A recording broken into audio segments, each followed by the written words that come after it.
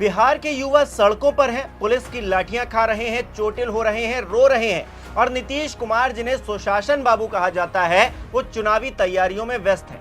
हो भी क्यों ना, उनका गठबंधन ऐसी पार्टी के साथ में है जो 24/7 इलेक्शन मोड में रहती है, यानी कि भारतीय जनता पार्टी। लेकिन जरा इन खबरों के हेडलाइन को देखिए। बिहार इलेक्शन, सीएम नीतीश की बैठकों का सिलसिला तेज, आज बीजेपी नेताओं संग इन मुद्दों पर करेंगे चर्चा। दूसरा देखिए, यूथ पर फोकस करें, जनता को विकास कार्यों के बारे में बताएं, सीएम नीतीश कुमार ने जदयू नेताओं को क्या क्या दिए टास्क। ये अपने आप में कितना हास्यास्पद है दोस्तों कि युवा सड़कों पर पुलिसिया सितम झेल रहे हैं और नीतीश बाबू यूथ पर फोकस करने का ज्ञान अपने नेताओं को दे रहे हैं। नमस्कार, मेरा नाम हिमांशु मिश्रा है, आप देख रहे हैं 4PM न्यूज नेटवर्क। दोस्तों, बिहार की राजधानी पटना से कुछ तस्वीरें सामने आई हैं। ये तस्वीरें सरकार की नीयत पर सवाल खड़े कर रही हैं और भी तमाम सवाल खड़े हो रहे हैं। वीडियो में मैं सिलसिलेवार तरीके से आपको उन सवालों से रूबरू करवाऊंगा।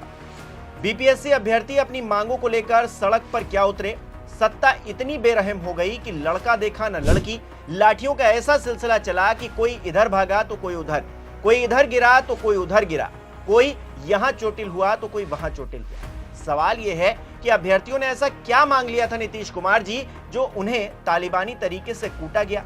नीतीश कुमार जो चुनावी तैयारियां कर रहे हैं, उन्हें क्या इसकी जानकारी नहीं है, और अगर है तो ये क्यों हो रहा है, क्यों नहीं, ये तस्वीर देखने के बाद उन्हें नैतिकता के आधार पर इस्तीफा दे देना चाहिए। दरअसल मंगलवार सुबह सैकड़ों की संख्या में बीपीएससी टियर 3 के अभ्यर्थी मुख्यमंत्री नीतीश कुमार के आवास के पास पहुंचे थे। यहाँ अभ्यर्थियों ने सप्लीमेंट्री रिजल्ट और ज्वाइनिंग की मांग को लेकर जमकर नारेबाजी की।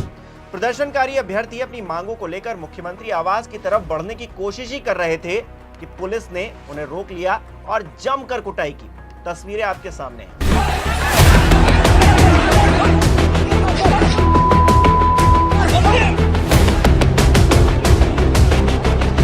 ये तस्वीरें गवाही दे रही हैं कि कैसे नीतीश कुमार की पुलिस अभ्यर्थियों की मांगों को कुचलने पर आमादा है।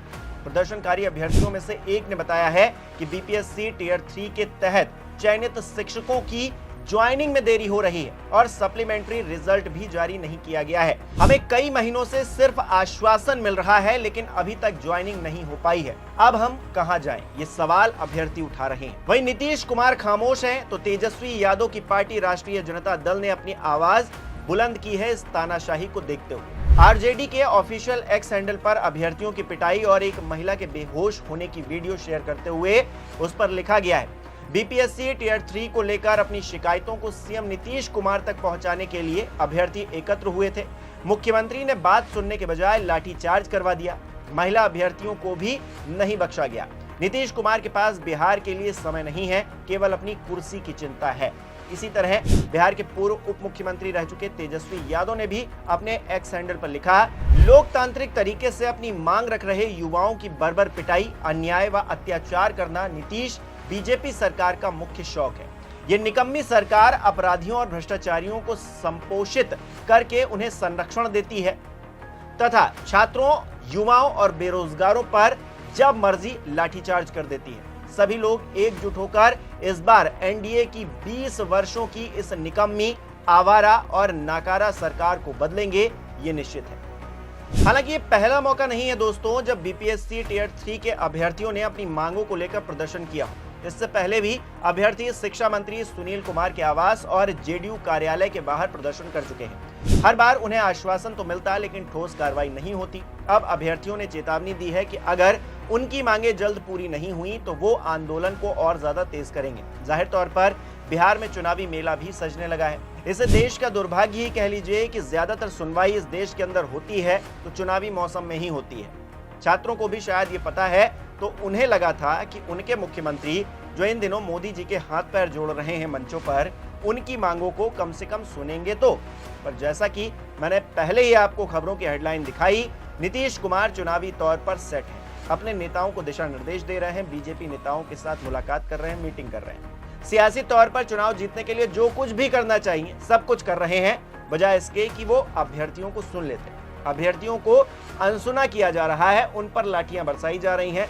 खबरों में लिखा जा रहा है, पटना में स्थिति तनावपूर्ण बनी हुई है और पुलिस ने मुख्यमंत्री आवास के आसपास कड़ी निगरानी रखी है। मतलब ये है कि नीतीश जी नहीं चाहते कि उनके इर्द गिर्द भी अभ्यर्थी भटकें। कड़ी निगरानी कर दी गई है, कोई आना नहीं चाहिए। एक अभ्यर्थी अपनी मांग को लेकर मुख्यमंत्री के पास दूर दूर तक दिखाई नहीं देना चाहिए। वोट चाहिए होगा तो इन्हीं के आगे नाक तक रगड़ देंगे नेताजी।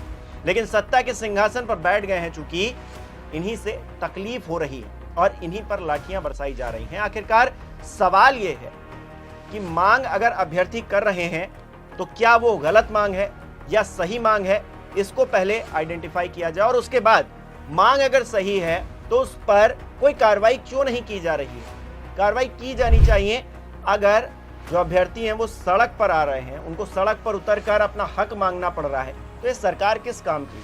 वो सरकार निकम्मी ही कही जाएगी ना, नाकारा ही कही जाएगी कि आप अभ्यर्थियों को उनका हक नहीं दे पा रहे हैं, छात्रों को उनका हक नहीं दे पा रहे हैं। और बात करते हैं कि हम पूरे बिहार को बदल देंगे। बिहार में मूलभूत सुविधाओं की कमी दिखाई देती है। 20 सालों से मुख्यमंत्री हैं और कहते हैं कि हम जंगल राज को खत्म कर चुके हैं।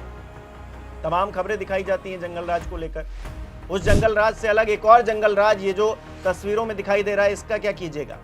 आपकी पुलिस अभ्यर्थियों पर लाठी बरसा रही है, उनको यहां तहां जहां मन कर रहा है वहां मार रही है। और ये पहली तस्वीर बिहार से नहीं है दोस्तों, जब इस तरह से छात्रों की कुटाई की जा रही। तमाम ऐसे मौके आए हैं जब इसी तरह से पुलिस तालिबानी सजा देने पर उतारू हो जाती है छात्रों को और कोई कुछ नहीं बोलता। 1-2 दिन में मामला ठंडा हो जाता है। लेकिन राजनीतिक दलों के लिए भले ही मुद्दे खत्म हो जाते हों, लेकिन जो लोग इससे प्रभावित हैं उनके लिए मुद्दे थोड़ी ना खत्म हो जाते हैं।